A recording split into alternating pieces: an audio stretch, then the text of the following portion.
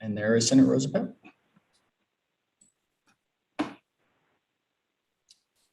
All right, are we good to go? Not quite. Okay. And there is Senator Roosevelt. Yes, we are good to go. All right, are we good to go? Not quite. Oh, okay. So I think you may need to mute. And if we could just have everyone mute. All right, let's go ahead and get started. Good afternoon, everyone. It is a pleasure to be with you all in the middle of summer. This has been quite a journey in many, many different ways. And here we are in the middle of summer. And I will say it is a little bit different than the last time that we were together back in June. And certainly the state has continued to progress and made positive steps in many, many directions in getting access to the vaccine out there. I think we haven't quite hit the number of where we would like to be, at least at that magic number of whatever it may be, 70, 80%. And I think, unfortunately, what we're seeing across the United States with the Delta variant certainly is cause for very, very genuine concern across the board. The uncertainty is the hardest part here. I would say that the thing that I know that most of us are very interested in thinking through as the fall approaches is with the reopening of schools, the return as people become back into sort of being out and about again, the challenges that may be ahead. And I think there's sort of three major topics that certainly I know that senators are interested in, but I'm sure many, many Marylanders are. The first is around vaccine mandates. We saw the news out of New York today of health professionals having a required vaccine or regular testing, a proof of regular testing. Certainly, it's a question that we hope to hear more from the Secretary about where the state stands in terms of healthcare facilities, assisted living, and congregate living settings, as well as for schools and education facilities. The second issue is really around the metrics that we'll be looking at over the fall and the upcoming weeks ahead to know, should we expect additional restrictions in place if we see continued spread and increases sort of heading in the wrong direction. And then the third is really this question that is newer around booster shots and the balance between booster shots and getting those who are unvaccinated vaccinated and kind of the logistics challenges that may provide. So we're very thankful that the Secretary is here again with us. We will have the presentation as always. We have a new member of the team for Mr. Powell's team, Tanya Webb. Ms. Webb will be doing the presentation today. We will then have the Secretary give a quick update, and then we will have questions from myself, then followed by Senator Roosevelt, Senator Eckert, Senator Washington, Senator Young, and Senator Lamb. And we will be quick and efficient, and we'll be through by 5, but very interested in the contents of today's discussion. With that, Ms. Webb, I'll hand it over to you to give us an update on the metrics as they exist today here in Maryland. Okay, thank you, Mr. President. Good afternoon, work group members. I'm Tanya Webb, Senior Program Evaluator for OPEGA, and I'm going to present our analysis of COVID-19 data for the state. As this slide indicates, since December 14th of last year, there has been a decline in the number of tests, the number of positive cases, as well as the positivity rate. But as of June 28th, the number of positive cases, as well as the positivity rate, has increased. Next slide, please. This graph shows that the positivity rate was 0.54 June 28th, but it has increased to 4.54 as of August 13th.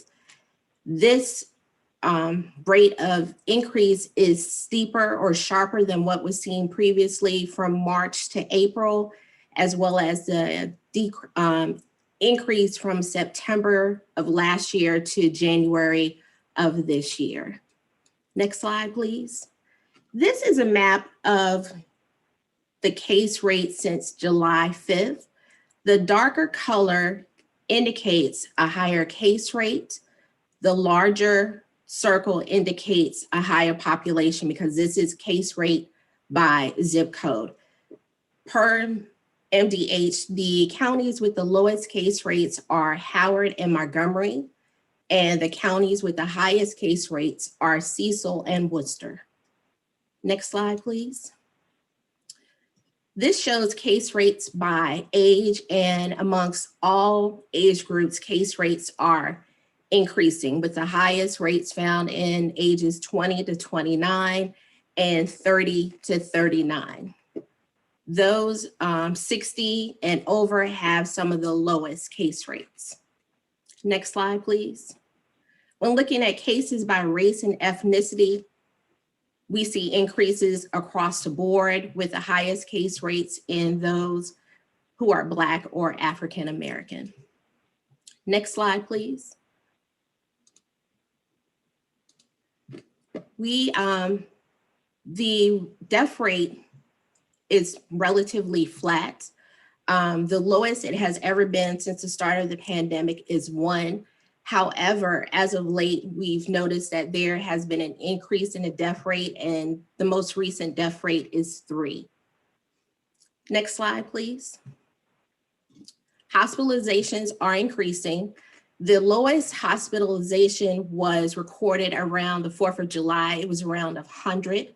But as of today, hospitalizations sit at 611. Next slide, please. The peak for vaccinations occurred around April, and it was roughly 65,000 shots per day, but the daily rate has since declined. So as of the 4th of July, it has been pretty steady, and we've recorded about 10,000 shots per day. Next slide, please. This graph shows that since the middle of June, there has been an increase in the number of individuals receiving their first and single dose when compared to the second dose. Next slide, please. This shows a map of vaccination rates by zip code. The darker color shows the higher vaccination rate, and the larger circle indicates higher populations. Next slide, please.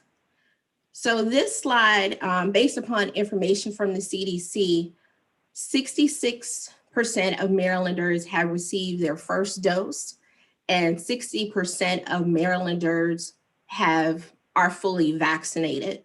When we compare ourselves to the US, we rank 6th among populations that are fully vaccinated, and we rank 11 out of populations that have received at least a first dose. Next slide, please.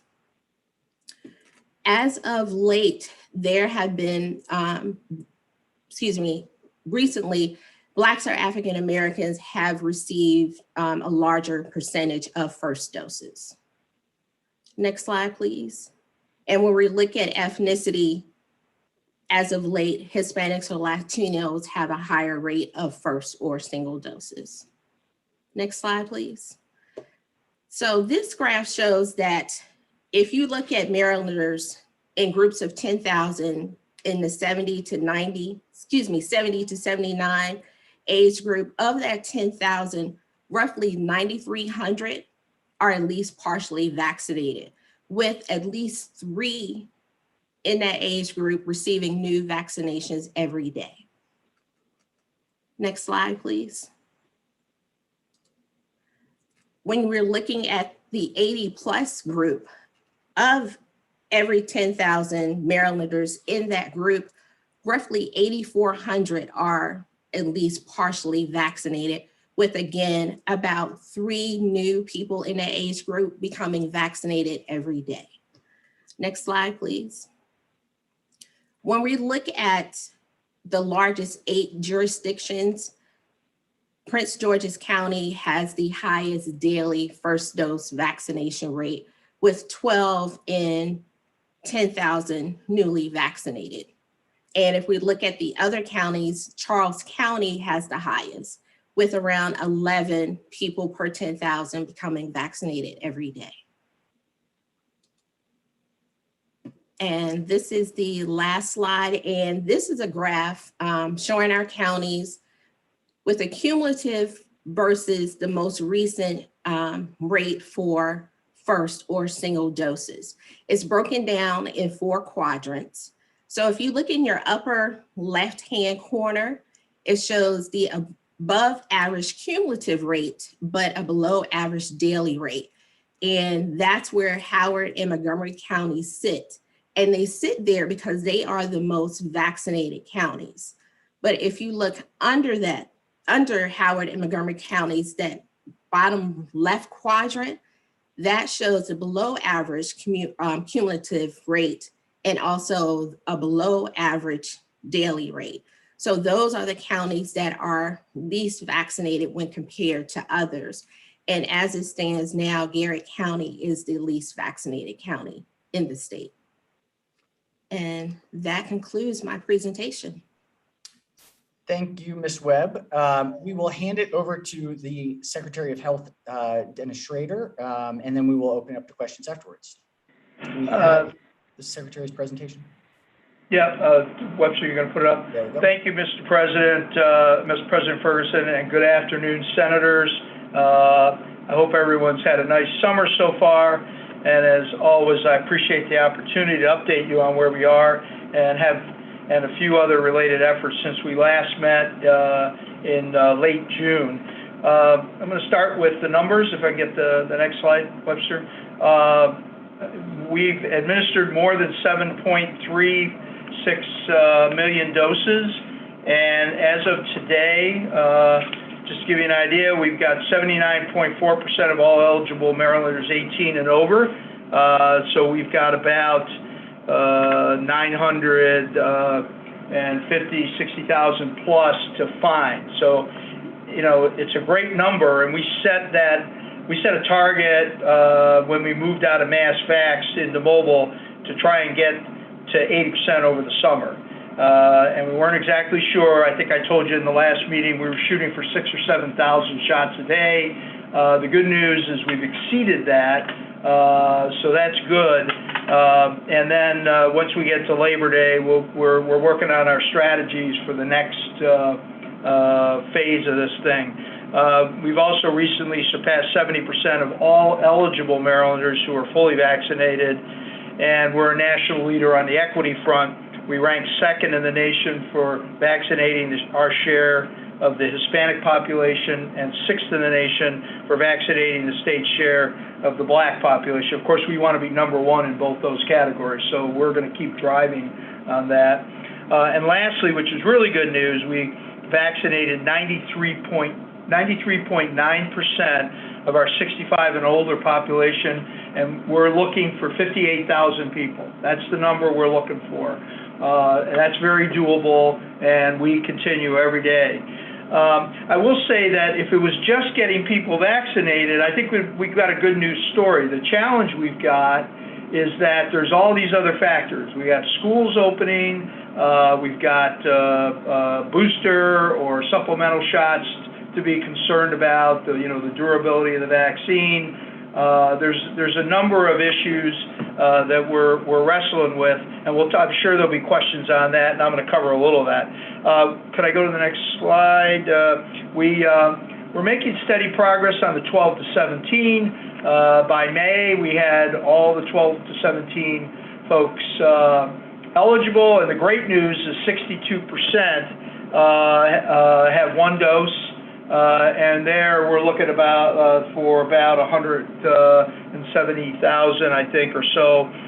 We have vaccinated 283,000 out of 455,000 children, and we've reached more than 50% who are fully vaccinated. One of the efforts that you've heard about is we're encouraging 12 to 17-year-olds to get vaccinated through the VOW Scholarship Program that we started in mid-July after we had met with you. Of course, the lottery was very successful. We've got a lot of people vaccinated there, and we've seen another large group of people. We've gone up 20%, so about 90,000 children, 12 to 17, have been vaccinated while this promotion has been going on. So we're really happy about that. We're basically giving $1 million where we're giving 20 scholarships at 50,000. We're drawing 2 a week, and on Labor Day we'll draw 4.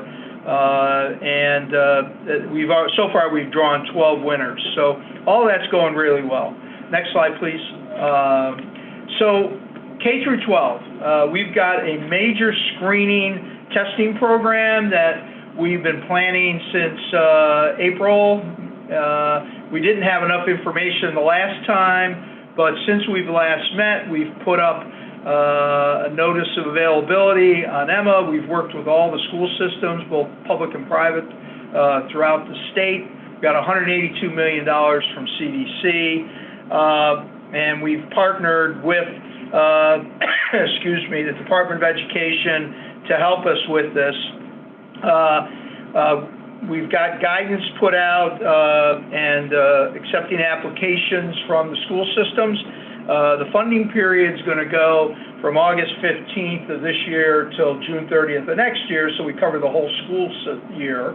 And the department will provide technical assistance, and schools can elect to seek either reimbursement for an independently provided full service, or we have put in place state contracts that they can just order off of to get testing done. We've strongly encouraged the K through 12 schools to request this assistance and put in place a robust testing program to protect students, teachers, and staff.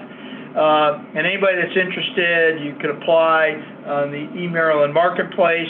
And if there's any questions, we have a testing task force email, mdh.k12testing@maryland.gov, and that's on the slides for anybody that's interested. We ought to go to the next slide. I'm trying to move through these so we can get to questions. In terms of vaccinating nursing homes, you may have seen that we are now announcing on a weekly basis over the last 3 or 4 weeks the top 10 and the bottom 10 nursing homes in the state ranked by percentage of staff with at least 1 dose of a vaccine against COVID-19 facilities that did not submit adequate data. We started back in May trying to encourage the nursing homes by doing a dashboard which weekly publishes their data. And now we're making these announcements weekly starting on July 26th. The first is we made tremendous progress vaccinating Marylanders who reside and work at nursing homes. So we want to make sure that as we put this top 10 and bottom 10 out, we're thanking the people who are doing a good job. So there are many who are 90% or 100%, some at 100, few at 100%. But for the ones who are not getting the job done, we are really calling them out and saying, man, you got to get something done here. And the second issue is that it's imperative that the facilities encourage staff who are still unvaccinated to get vaccinated as soon as possible, so that we're protecting the elderly in the nursing homes. And Secretary Kramer's been working very closely with us, and she's basically said, if you're working at a nursing home and you're unvaccinated, and if you have a large percentage that are unvaccinated, you're jeopardizing people's lives in these nursing homes, and we agree with her 100%. If we go to the next slide. The next is, we are, Senator Lamb, during the last time we met, you asked about employers and their ability to certify vaccination status.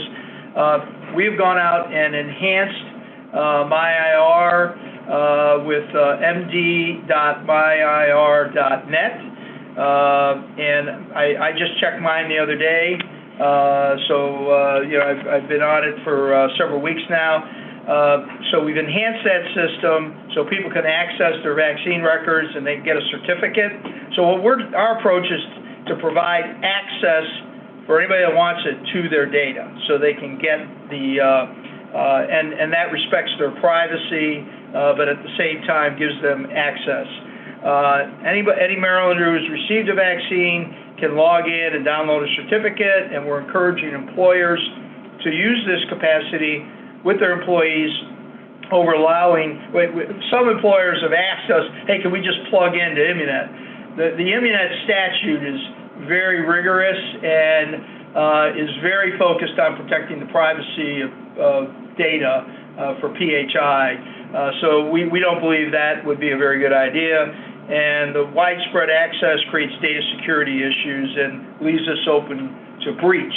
And there's a clear statutory authority for certain types of specified permissible uses. But we can continue talking about this, obviously. And for one example, with the individual consent, we're really saying if you can get your employees and you can get consent, that's a way to get access to the data. Now, University System of Maryland, which stepped out early in this process, is able to verify vaccination status of their students by getting consent, but I will say that they also have access to Immunet because of their status in the state. Next slide, please. So the next thing is Delta and vaccinated versus unvaccinated. I want to briefly discuss this, and then we'll talk about it, I'm sure. The highly contagious Delta variant, which has really come roaring on the scene since we last met, is now the predominant variant in the state. People who are infected or have extremely high viral loads, so it's extremely contagious. It's probably minimum 2 to 4 times more contagious than the Alpha variant and the original COVID virus. That said, we remain very concerned about the increase in infections, and we are really pushing hard. There's about 1,140,000 people 12 and older who still are not vaccinated, and we are really begging them, please get vaccinated as soon as possible. We've been going out and really pushing. We're on radio, TV, we're calling people, we're really imploring people to do this.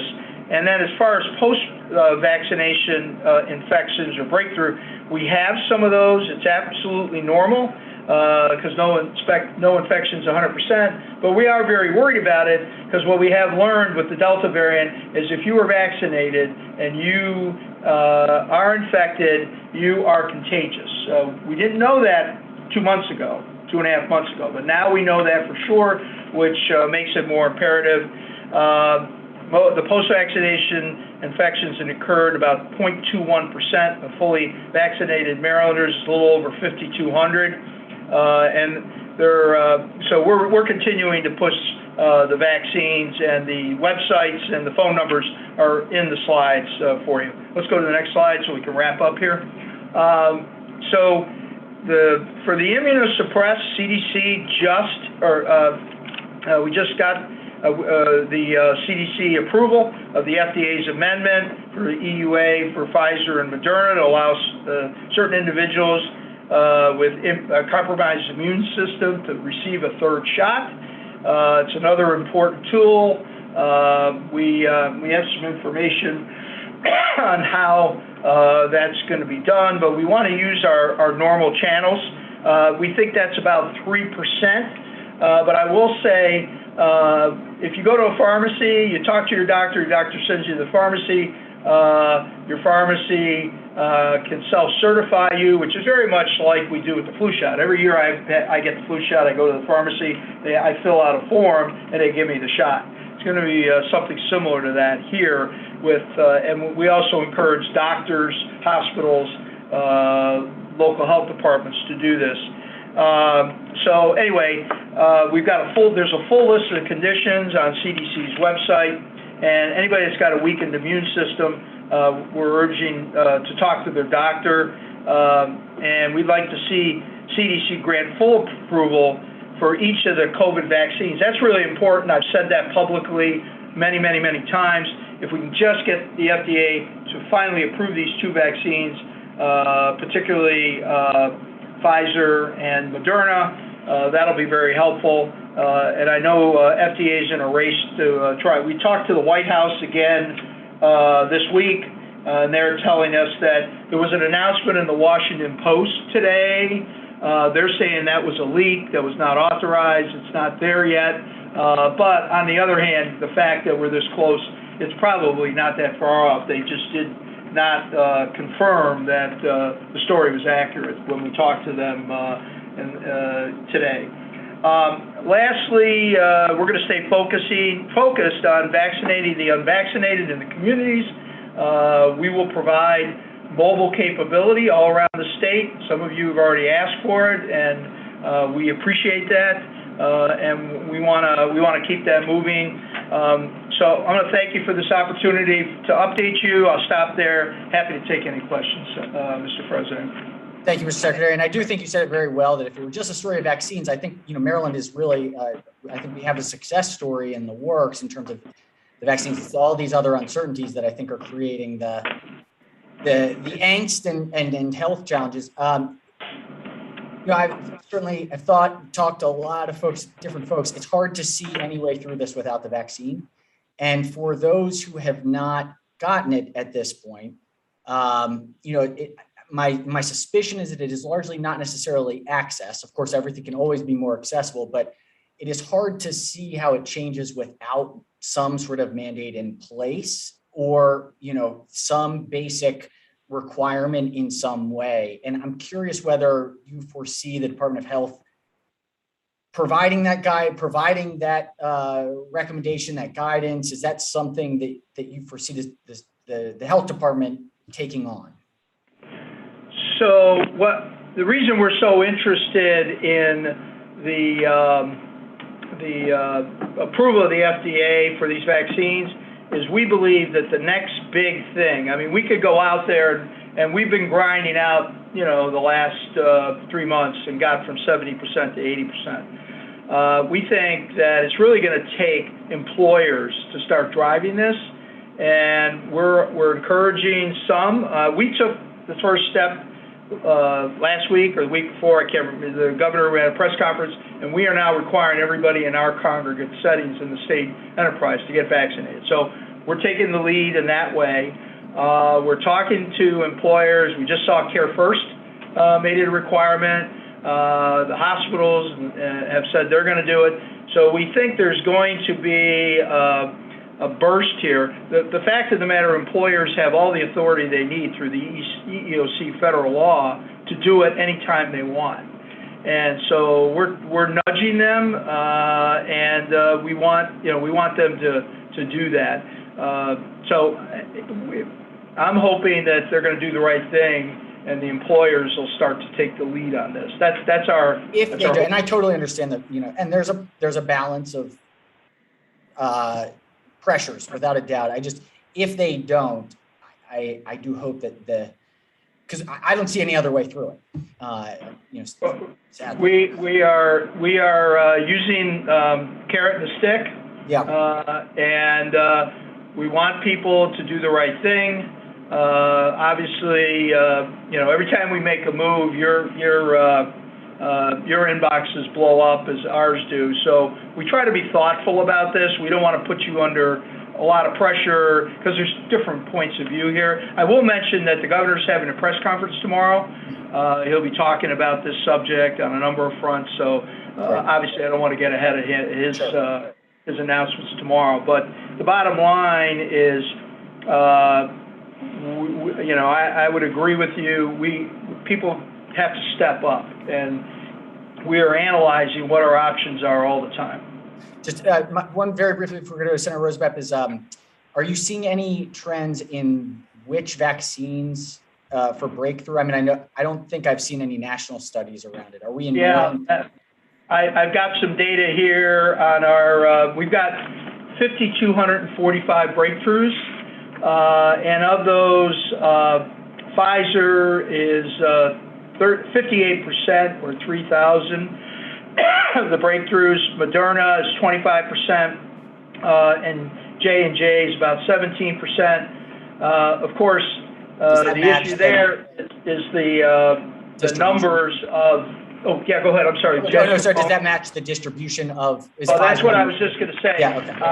I don't know yet. I've got it. That's the next piece of data I need. Is the distribution, but I will say that Pfizer has become the more popular one, primarily because of the children. There's 455,000 children. We've done 283,000 children.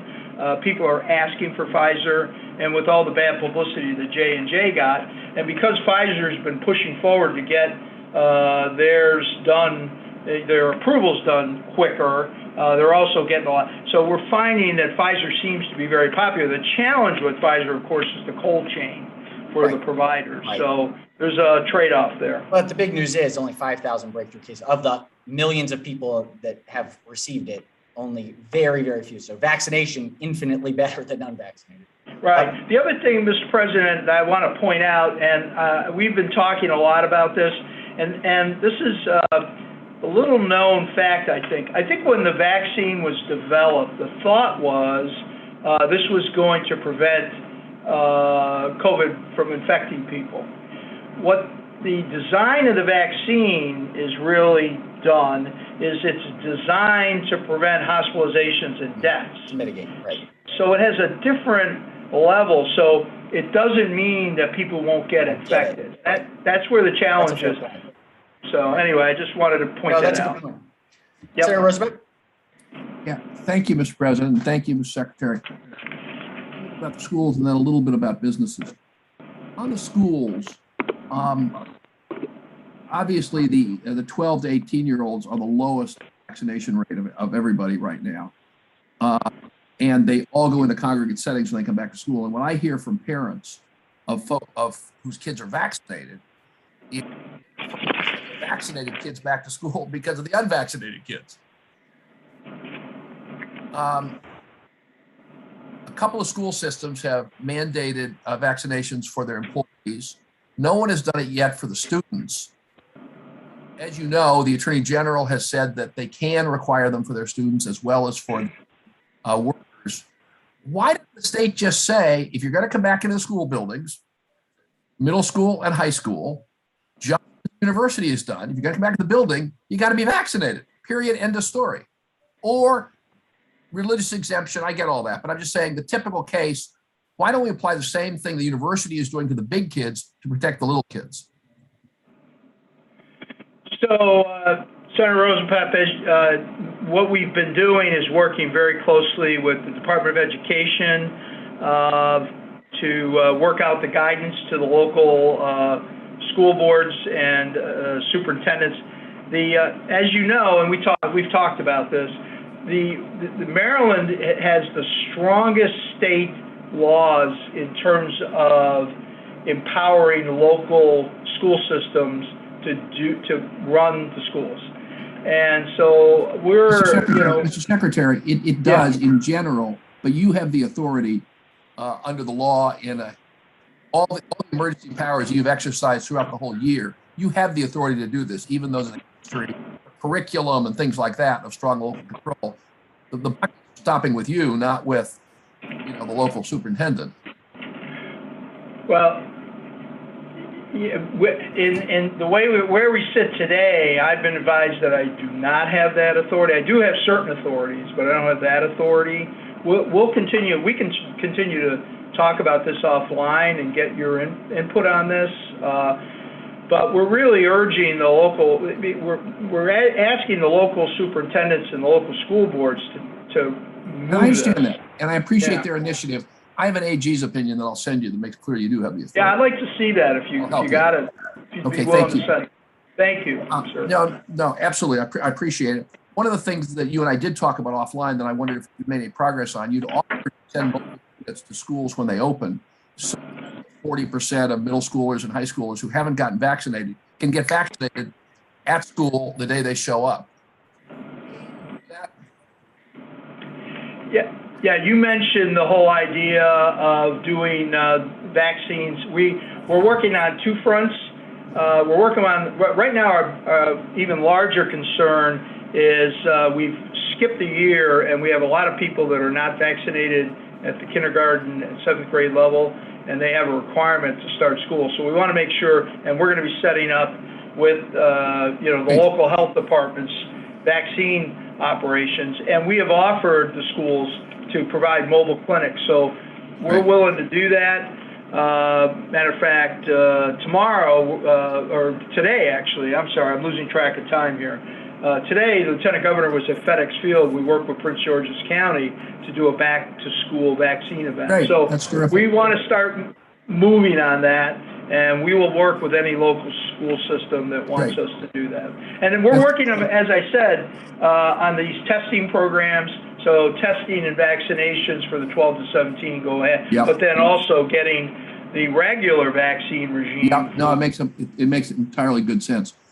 I want up on your very good idea of transparency on nursing homes. A large number of vaccinations of workers, and where do they have a low number? Are you considering doing the same thing with schools? So parents will know, is the school their kid would go to, what percentage of the people who work in that school are vaccinated? It would seem to me, as a the little kids as it is for the senior citizens. Number one. Number two, you talked about moving on to business, which I totally agree with. Doing the same thing with employers. Praising those who are making a big impact and calling out those who are not, sharing the load. Yeah. So we've had reasonable success with the nursing homes, and they've been doing self-reporting. I want to take that idea back, to be honest with you. We hadn't, let us do some homework. We haven't worked on that one yet, but let's see what's possible. Yeah, no, thank you. I got one last quick one, Mr. President. Very briefly. On business.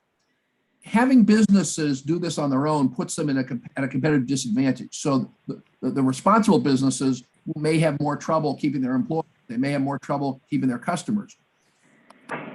Requirement, as is being done in New York and other countries, putting them all on a level playing field. Are you all thinking about that to try to protect the businesses? We have, our position on this has been that the businesses can mandate vaccine on their own, and they have the authority.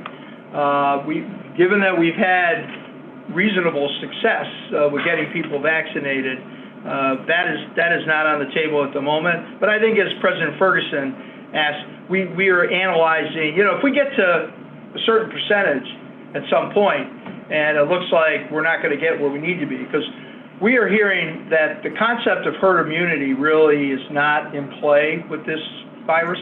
Right. I don't know, Dr. Lamb may have a different view on this, but that's what we're being told by our physician advisors. So at some point, we're gonna, as we get to down the road, if we decide that we're not getting where we need to, then we've got to put some other ideas on the table. Thank you, Mr. President. Thank you, Senator. Senator Eckert. Thank you very much. And Secretary Schrader, you and the health department, you all are doing a yeoman's job. I know we continue down here in Dorchester County to be on the road in the community Friday night, Saturday morning, Sunday afternoon. I mean, it's unbelievable. And I know there are no backup teams to be able to replenish these folks as they continue to work. But a couple of questions. Please continue the information and education about the risk of being unvaccinated. Even if you're vaccinated, if you go into an area where there's a high unvaccinated rate, the risk is tremendous. I've known too many close friends who went somewhere and they all wound up with COVID, the Delta variant, and they were all vaccinated. So it's out there and it's scary to many. Is there can we get on-demand testing anywhere in our communities? Because that's the other issue with so much emphasis on vaccinations. It's still a good idea, if you get sick, immediately, if you get sick or have a cold or have any of the symptoms, to be tested.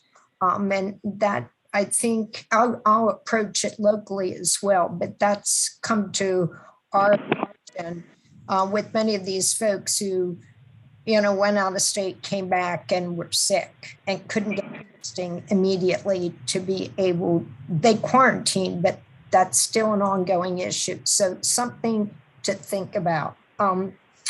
The other one is many of the citizens that I talk to are not going to send their kids to school unless they know there's a higher vaccination rate.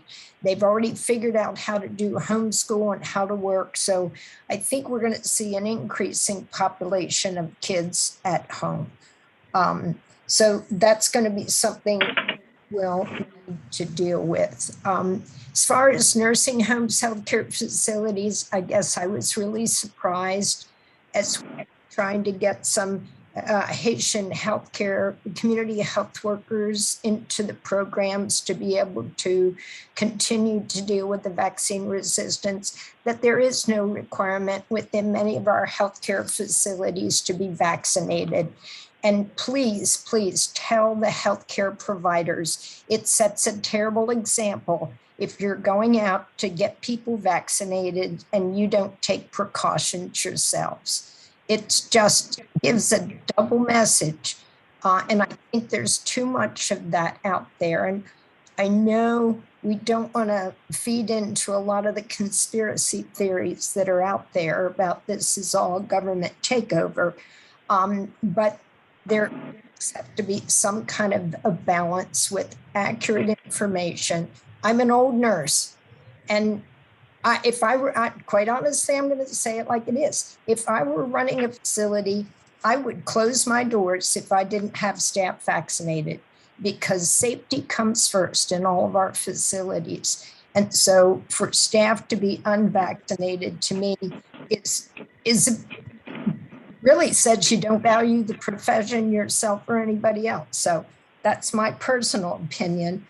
But how we get people educated to realize if you're going into a health profession, you need to take precautions for yourself to keep everybody safe. So I'll get off my soapbox. But again, thank you so much. You're giving as much individual responsibility to our businesses and our counties as I think you possibly can. And but workers are tired. On 20 doors and we get one vaccine out of that, but they're working on it. Thank you. Thank you so much, Senator. Senator Washington.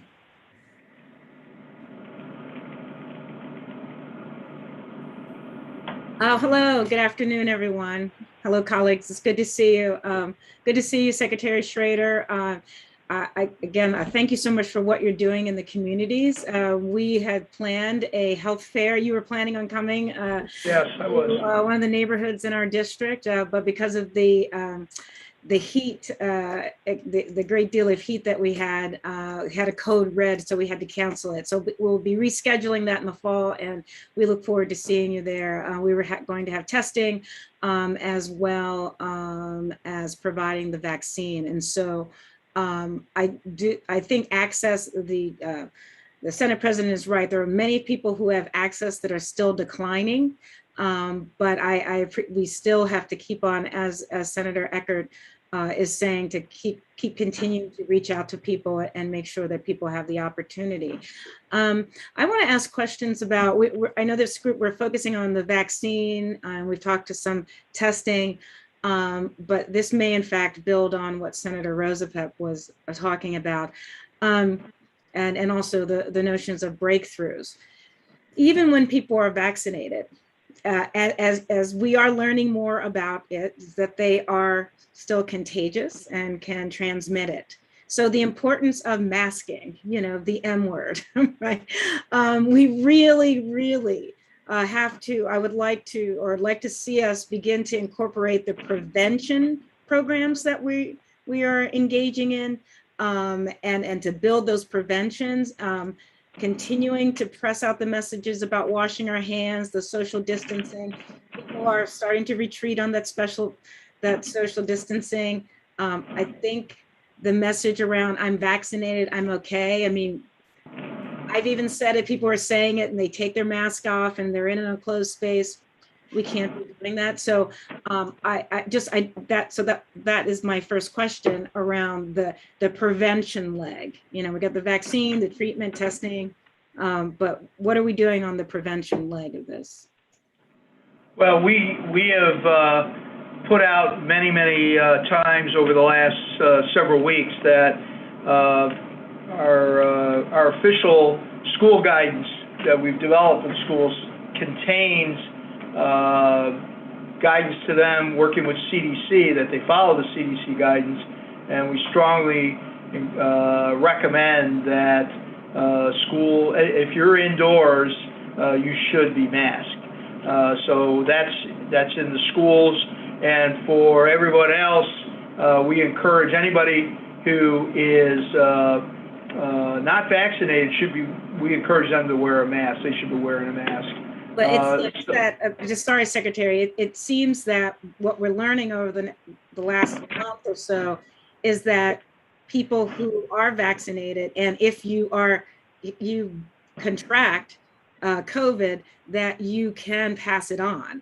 So we really, Sure. and I know we wanted to move past this, but I'm strongly suggesting, and I see my colleagues are nodding their heads, is that we really need to reinvigorate the masking protocols, or we're going to be back to where we are. Particularly, we're still dealing with, and so there is that message out there that, you know, we really should be wearing our masks. So I just want to put that just strongly that believe we need to go back 6 months and 7 months and really, as a health department and U.S. Health, as responsible for the health of the state of Maryland, to mandate it and get to a place where we're really making sure that people are using masks. I do have an access question around, and I know you helped with one person in my district who was homebound and couldn't get a vaccine, but it's still not clear to me what the state homebound program is for individuals. You know, is there an in-home vaccination program? And yes, anybody that calls 1-855-MD-GO-VAX, we have a backlog of homebound people, and we have a program person who every day schedules those. We have mobile vaccination that goes out and does that, and we're still tracking. There's probably statewide 2,000 or 3,000 people at any one time that we've got on the list, and we're working through that. So we have a very active, so anybody that calls that wants to get somebody that's homebound, if they call 1-855-MD-GO-VAX and say, hey, I'm homebound and I'd like a vaccination, we'll take it from there. And if I could just follow up, you said you had a backlog on that, or are you just saying you have a lot of people? Well, we have a lot of people that are on the list, but it's 1,000, 1,200 people at any one time, and we're scheduling them throughout the week, which is not a lot of people, but it's very labor intensive, which is why we have contracts with mobile companies to go out and deliver the vaccine. Could we next month, could you give us a report on that? Absolutely. Absolutely. Yeah, we have a dashboard with all the information, where they are, what counties they're in. We can share that with you. And then finally, around transportation to get to now, the good thing is that it's accessible, a lot of different platforms, a lot of different opportunities for people. It's still a challenge for transportation, particularly if individuals are responsible or rely on the state's disability transportation system. It's not yeah, we can. Oh, so, I'm sorry. Yeah. So do we have a special program that people can call to just get them to take them to get their vaccine, and they don't have to be on with everybody else that's going to their physical therapy and, and all the other. Right. So we have the capability to do about 1,000 rides a week, and all they have to do is call the call center, again, 1-855-MD-GO-VAX, and so far we've done about 1,600 people have called and asked for a ride, so we definitely are providing that service. Great. Thank you. Thank you so much. Thank you, Senate President. Thank you, Senator. Senator Young. Okay, good afternoon, everybody. Have a lot of my stuff was discussed, but I'm going to make a couple quick comments and then 2 questions.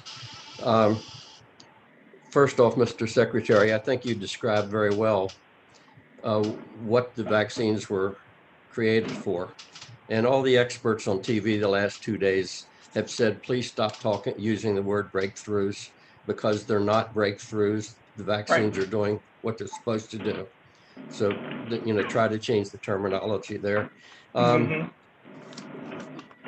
mask and mandates, unfortunately, I spent my entire day yesterday at 3 funerals, and there were about 1,000 people combined at the 3 funerals. And I would say 10% of the people were wearing masks. So I think a mask mandate with what's happening right now is important again. But much more important, and the president brought it up, Senator Rosen that brought it up, mandates on the shots. We can't mandate that anybody get the shot, but we can mandate the things they can't do if they don't get one. We can mandate the school question. I think Senator Rosenpep's right. And if you don't have the authority, I know the governor does, to mandate that students get it as soon as it's available. And they say it will be in a couple of weeks.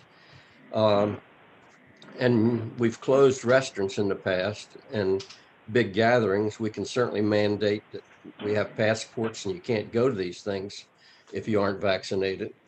And I think if we don't do the two things together and stop dancing around it, and I'm not accusing you of that, I mean the whole country, we're going to be back talking about this during session, and then again next fall, and then after I'm out of office. It's just going to keep coming back. The only way we stop this is to get serious and shut it down. And so I think mask and mandates, if we don't get to that, it isn't going to get shut down and it's going to keep going.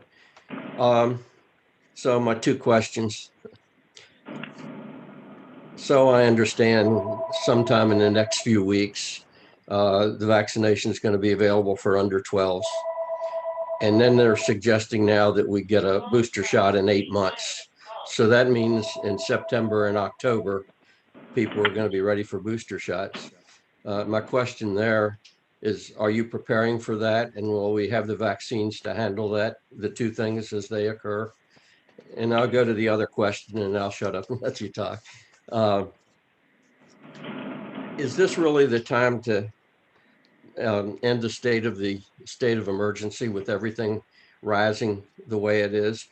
The elderly, the disabled, and the mentally ill are going to suffer worse than anybody from ending the state of emergency.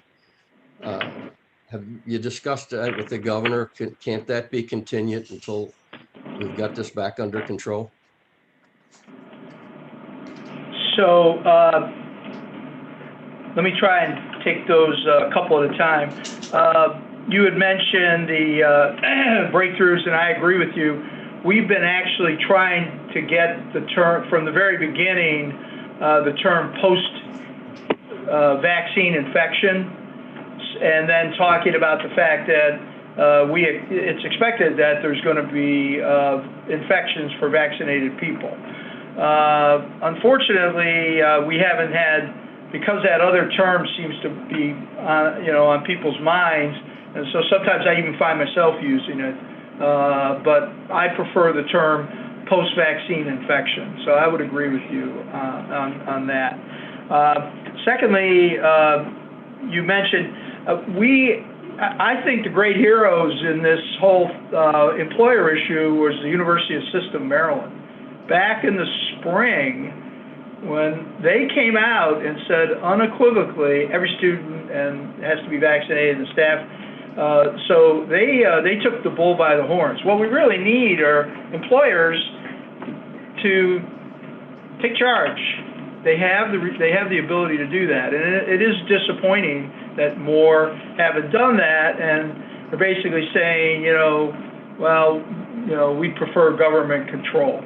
And the problem is that when you look at a very large organization by University System of Maryland, they really deserve a lot of credit. So it can be done, is my point. It worked, by the way. Their rates of vaccination, I think, are almost at 100%. It has worked. Yeah, it's worked. There's no question. And so, Chancellor Perman deserves a lot of credit for what he did there. Now, for the less than 12 shots, we were hearing that it was going to be the spring, about 3 or 4 months ago. When we last spoke, I might have mentioned that. We're now hearing in our discussions with the White House, and we're actually calling the manufacturers to find out what they know. And we're hearing now that it might be during the holiday, later in the year, almost like what happened last year with the nursing homes. We're really hoping it'll be even sooner than that, quite frankly, because we need to get the vaccine to these children. But so right now, it's moved up about 3 or 4 months in our planning, and we are planning for these supplemental shots. Some people call them boosters, some people call them supplemental. We prefer the supplemental language. We, of course, there are 200,000 people in Maryland now who can get a supplemental shot if they're immunocompromised. And all they have to do is get a hold of their doctor. They can go down, self-certify at the pharmacy, and they can get vaccinated. If you recall, we did that with the first round back in the spring, and there was a lot of scrambling because, you know, defining who's immunocompromised is it's a little tricky. But again, we don't want to stand in anybody's way. If your doctor says you should be vaccinated with a third shot or a supplemental shot, we think you ought to go get it. And then on the emergency, you know, we've looked carefully at that. The reality is that we are trying to move this from an emergency crisis to working in the framework of the state's enterprise. We had about 11,000 people working on this effort back in the spring. We're down now to about 3,000 or 4,000. We're working with MEMA. We have state agencies working with us. But the reality is we believe we can do most everything that needs to be done without having a state of emergency, because the problem is state of emergency gives enormous powers to the governor that are tangential to certain things that we need to do. So that's what we're working on. We think we can get this done. Thank you, Mr. Secretary. Senator, we have to move along. I want to make sure that Senator Lamb has 5 minutes. We're going to go just a couple minutes after 5.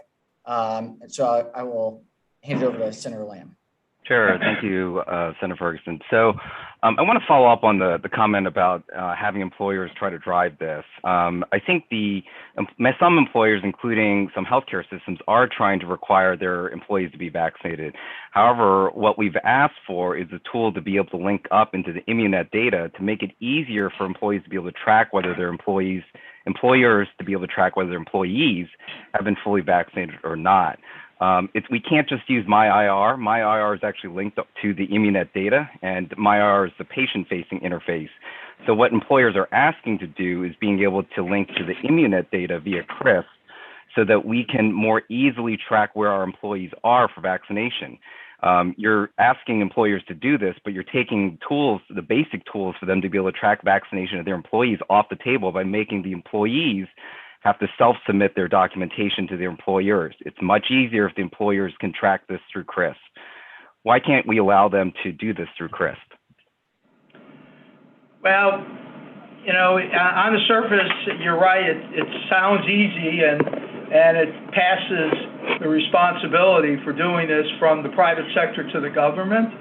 We think that's a really bad idea. I don't think so. That's really just giving the private sector the tools to be able to do this more easily. No, well, the problem is that when you read the Immunet statute,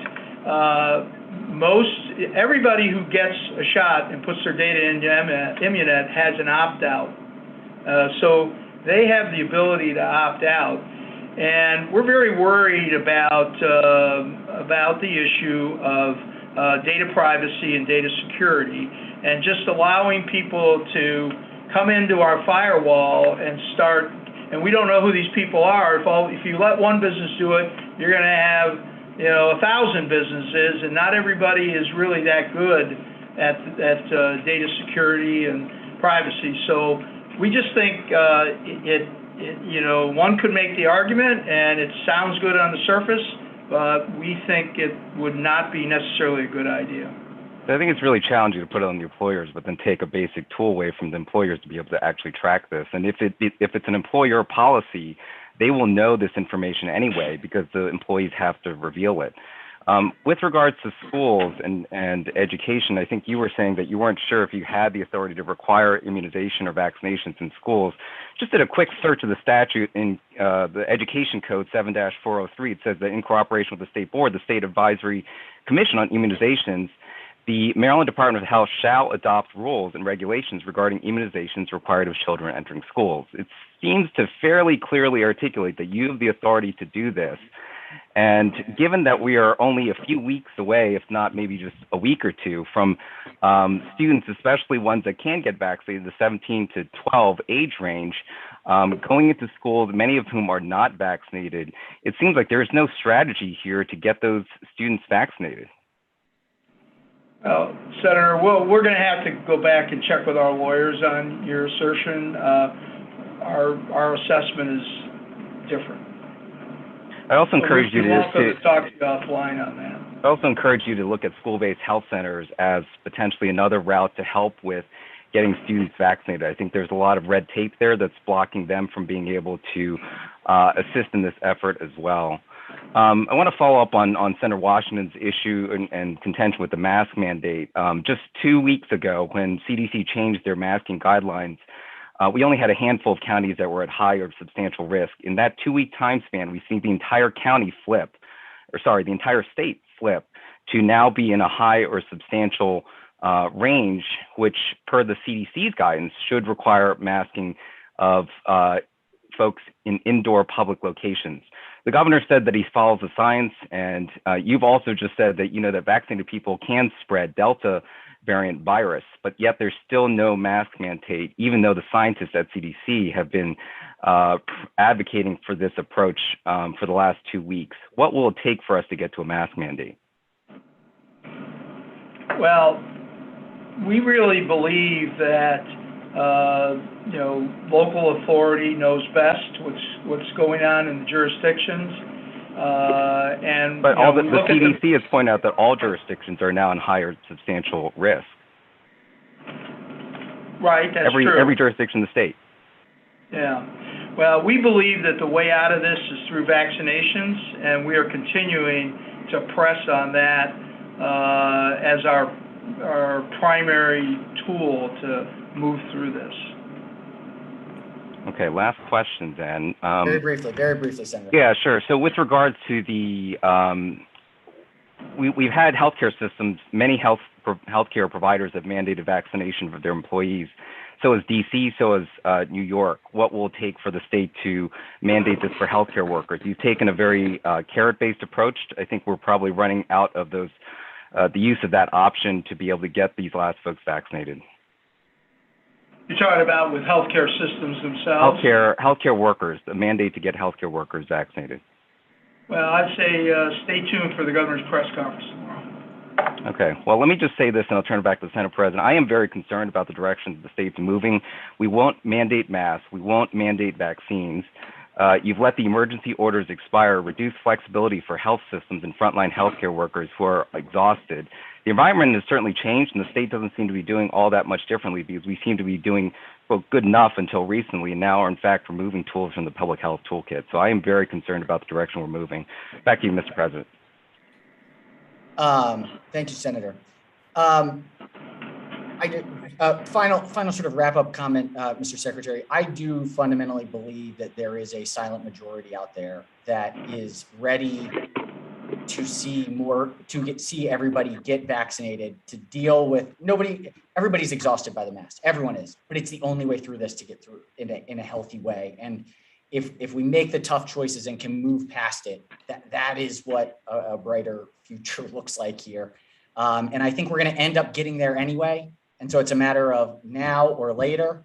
And the sooner we do it, the faster we're through it. And so, please know that I think a number of members of the Senate, to the degree that we can speak for those members, are of the place that, now is the time to act. The silent majority is there. There's a lot of controversy, but I think the majority of people want to see public health operationalized fully and us all get through this. So we look forward to your ongoing partnership. We thank you for the ongoing work and appreciate your time here today. Thank you, members.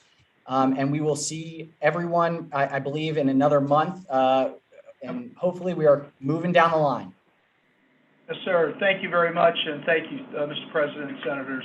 It's been Thank a good you. dialogue. Thank you. Likewise. Stay safe, everyone. Take care. Thank you.